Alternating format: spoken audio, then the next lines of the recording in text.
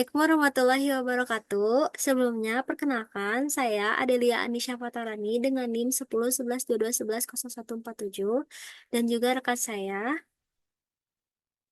Saya Najma Subiati Safaro dengan NIM 10 11 22 11 0006.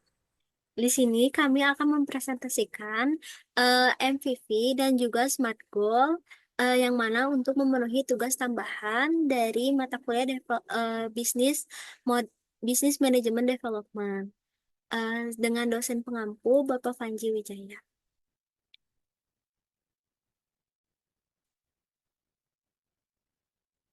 Yang pertama, di sini saya akan menjelaskan tentang pengertian MVP. Menurut bahasa, minimum viable produk dapat diartikan sebagai suatu standar kelayakan produk yang paling minimum diterapkan perusahaan dalam membuat atau menghasilkan produk dan jasanya. Standar minimum suatu produk yang dikatakan layak jual atau layak dikonsumsi ada banyak, tergantung pada jenis produknya.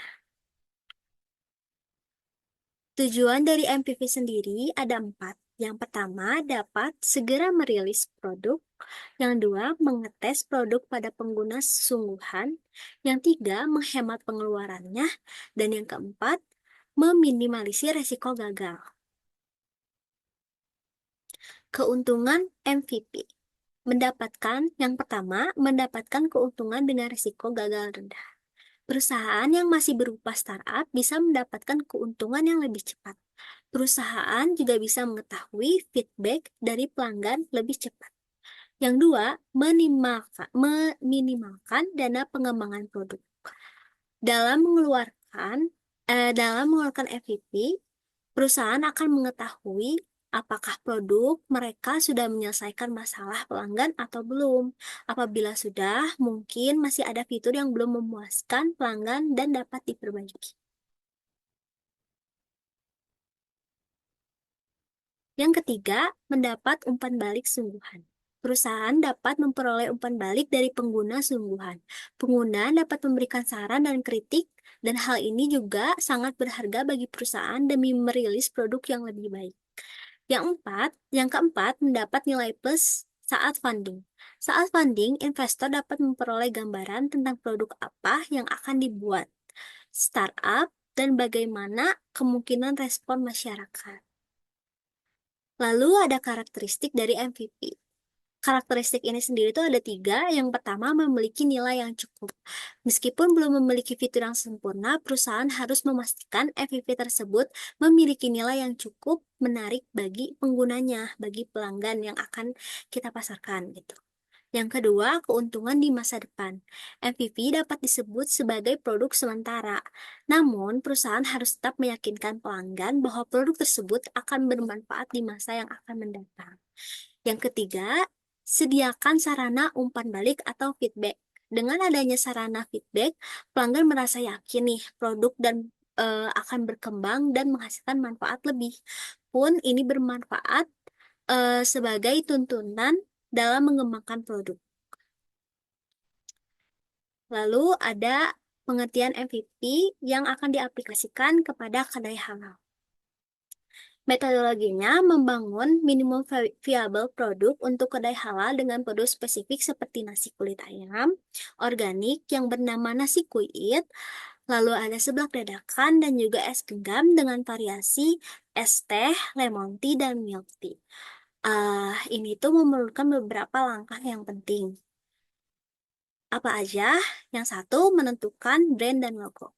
Kami itu menggunakan nama kedai halal untuk merepresentasikan sebuah tempat makan yang menyediakan berbagai kuliner halal dan berbagai kuliner yang kayak murah tapi mengenyangkan gitu untuk kalangan mahasiswa khususnya Civitas yang ada di Universitas Inaba.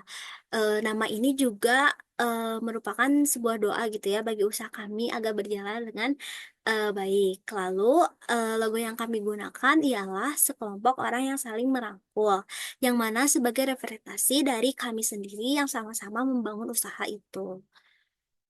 Lalu ada pengembangan produk. Nasi kuit. Nasi kuit sendiri ini tuh nama yang diambil. Sebenarnya ada dua makna tersendiri. Yang pertama, kuit itu bisa ujaran seperti mengajak makan. Karena kui itu berarti you dan itu makan. Lalu arti yang kedua itu plesetan dari kulit itu sendiri. Jadi diplesetkan jadi kuit gitu. Nasi kuit ini terdiri dari eh, tomat, mentimun, kulit goreng crispy, telur dadar, nasi, dan juga saus. Di sini kami itu mengembangkan produk kami yang awalnya menggunakan nasi putih biasa menjadi nasi daun jeruk. Lalu mengembangkan juga varian rasanya. Ada jadi yang kayak asalnya nasi kulit biasa, jadi yang original jadi cabai bubuk gitu yang bernama nasi kuit cabuk. Kenapa kami mengembangkan produk ini? Karena setelah menerima beberapa saran dari konsumen yang katanya bosan dengan menu yang itu aja, akhirnya kami mengeluarkan variasi yang baru. Lalu ada sebak dadakan.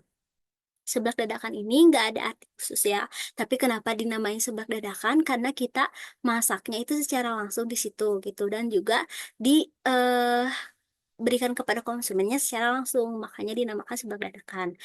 Ini tuh eh, kami itu awalnya tidak banyak menggunakan variasi topping, hanya menggunakan beberapa topping yang kayak kering-kering, kerupuk-kerupuk, makaroni, dan juga batagor. Tetapi setelah menerima saran dari beberapa konsumen, akhirnya kami menyediakan eh, menu tambahan seperti enoki, lalu batagor tahu, lalu ada sosis, lalu ada bakso, dan juga yang lainnya. Dan yang terakhir ada es genggam. Kenapa disebut es genggam? Karena kami menggunakan apa namanya teh? Menggunakan kemasan, kemasan yang berbentuk plastik. Namun di gambar ini cup karena fotonya emang adanya yang ini ya Pak, mohon maaf. Jadi kenapa dinamain es genggam? Karena kemasannya itu dalam bentuk plastik dan digenggam. Jadi kami namakan es genggam. Awalnya itu namanya es teh genggam, tapi karena variannya sudah tidak eh, fokus ke teh aja, jadi kami em, menamakannya es genggam. Di sini kami mengembangkannya menjadi variasi yang lebih beragam, yaitu ada teh lemon, milk tea, es coklat, dan juga pink lava. Selanjutnya, penyediaan bahan dan peralatan. Yang pertama, kami membeli bahan-bahan seblak dari pasar terpercaya. Karena kami memiliki beberapa anggota, jadi kami menugaskan anggota tersebut untuk membeli bahan-bahan seblaknya kan ada penanggung jawabnya tersendiri gitu. Jadi ada Rika sebagai penanggung jawab bahan-bahan seblak dan dia yang membeli bahan-bahan tersebut dari pasar yang terpercaya. Kemudian memasaknya dengan peralatan yang telah tersedia. Lalu saya sendiri sebagai PJ penanggung jawab produksi nasi kulit ayam membeli membeli ayam organiknya di Ayam Organik Sehat Bandung yang merupakan milik Pak Panji, dan juga membeli bahan-bahan lainnya di supermarket, dan ada juga yang di pasar seperti telur, lalu ada sayuran dan juga sausnya dan beras. Yang terakhir menyiapkan peralatan produksi nasi kulit, ayam sebak, dan juga es teh. Peralatan yang ada pun akhirnya berkembang karena seiring berjalannya waktu kami memiliki modal yang cukup untuk membeli atau memperbaiki peralatan yang ada, seperti kayak menggunakan kemasan yang lebih baru, lalu menggunakan tempat bumbu yang baru, dan yang lainnya. Ada pemasaran, layanan, dan feedback yang selanjutnya. Yang pertama itu promosi. Di sini kami menggunakan media sosial seperti Instagram, WhatsApp untuk mengenalkan dan juga memasarkan produk kami. Secara rutin, setiap kami berjualan, kami pasti akan mempromosikannya lewat broadcast WhatsApp. Lalu kami juga menawarkan paket banding menarik, upaya untuk lebih menarik perhatian konsumen itu. Selain itu, kami juga suka berkeliling kampus untuk menawarkan produk kami dengan mungkin istilahnya dengan word of mouth, atau juga melakukan upselling dan cross-selling untuk menjual beberapa produk kami yang mungkin saat hari itu sedang menurun penjualannya gitu. Lalu ada umpan balik atau feedback. Kita selalu meminta feedback melalui aplikasi Pasin aja atau by chat. Kayak setelah membeli kita suka kayak minta, boleh gak minta testimoninya atau minta feedbacknya nanti di chat atau via Pasin gitu. Terus setelah meminta itu kami kembali eh, mengembangkan produk kami berdasarkan feedback yang telah kami terima gitu. Apa sih keluhan yang selama ini pelanggan kami rasakan setelah membeli produk kami? Rata-rata sih waktu itu kayak pada berkomentar tentang si rasanya gitu ya. Akhirnya kami juga dari situ fokus untuk memperbaiki rasa-rasa makanan yang kami buat. Ini nyambung ke layanan dan pengalaman. Nah, kami itu berdiskusi kembali antar tim untuk mengetahui apa saja yang kurang dan harus diperbaiki. Kayak tadi nih rasa-rasa seblak. Misalkan ada yang mengeluh kayak seblaknya rasanya terlalu asin atau enggak konsisten. Di situ kami mencoba untuk menetapkan resep yang emang bisa diikuti oleh para yang itu yang bertugas di dapur, kayak harus takarannya segini nanti segini agar rasanya tidak berbeda-beda gitu, lalu memberikan pelayanan yang ramah tentunya dan juga memastikan kebersihan dan kenyamanan kedai. Nah, selanjutnya akan dilanjutkan oleh partner saya Najma, silakan. Ya, selanjutnya ada pengertian SMART Goal. Metode SMART Goal adalah metode yang digunakan sebagai panduan untuk menetapkan tujuan dan target. Istilah SMART Goal pertama kali diperkenalkan oleh George Theodoran, konsultan dan mantan direktur perencanaan Washington Water Power Company dalam jurnal There's a Smart Way to Work Management Goals and Objectives. Metode SMART original versi George Theodoran yaitu specific, measurable, actionable, realistic, and time-related. Next.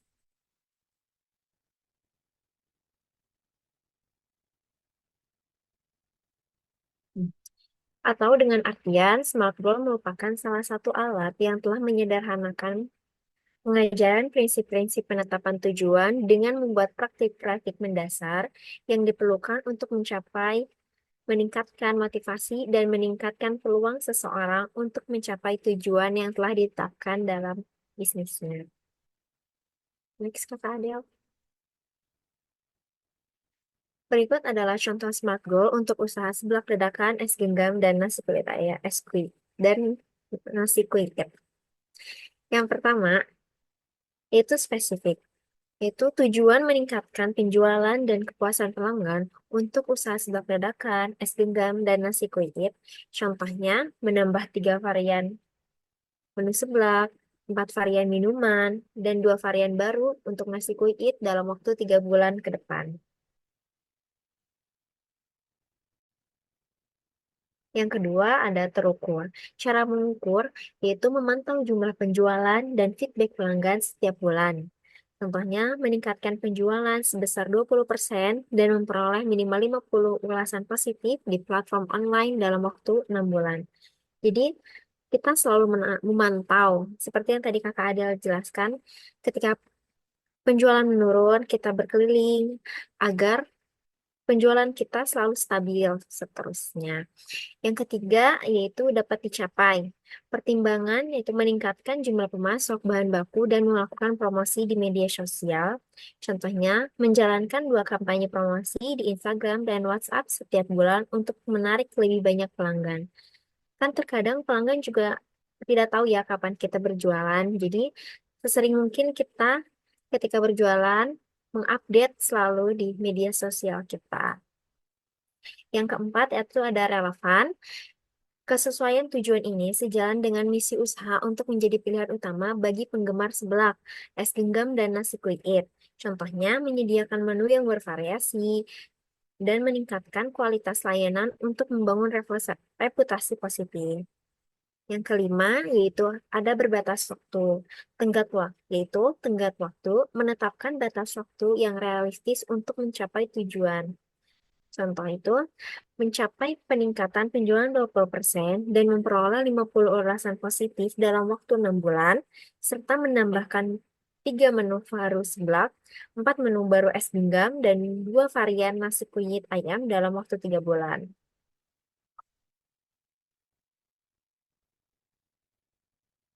Keuntungan menggunakan metode SMART yang pertama, memperjelas visi akhir dari bisnis ini.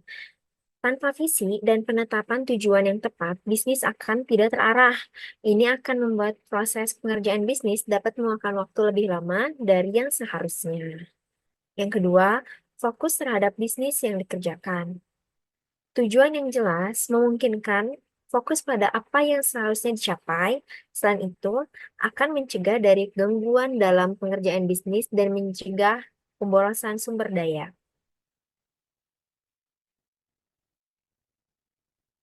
Yang ketiga, memastikan bisnis berjalan dengan baik. Menyiapkan tujuan jangka panjang dapat memotivasi diri untuk mencapai tujuan. Ketika merasa kehilangan motivasi, tujuan yang telah ditetapkan dapat menjadi motivasi untuk mengajukan bisnis dengan lancar. Yang keempat, membuat diri lebih disiplin. Jika tidak memiliki disiplin yang tepat, sulit bagi pemilik untuk mencapai tujuan tertentu. Seperti di kedai halal, kita mengsanksi bagi anggota yang telat. Sanksinya bisa pengurangan eh, upah bagi setiap yang telatnya. Yang kelima, selalu ingat pada prioritas.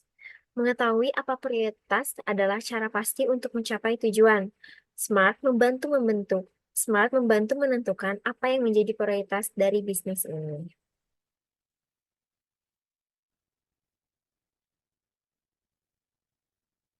Yang keenam, memudahkan untuk mengidentifikasi target yang tertinggal.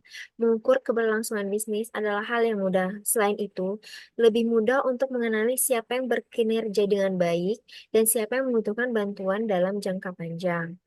Yang ketujuh, membagi tujuan besar menjadi tujuan kecil yang bisa dicapai. Itu menyelesaikan masalah yang besar akan lebih mudah jika dilakukan secara berurutan. Melalui metode SMART, owner bisa membagi tujuan besar yang ditetapkan menjadi berbagai tujuan kecil yang bisa dicapai.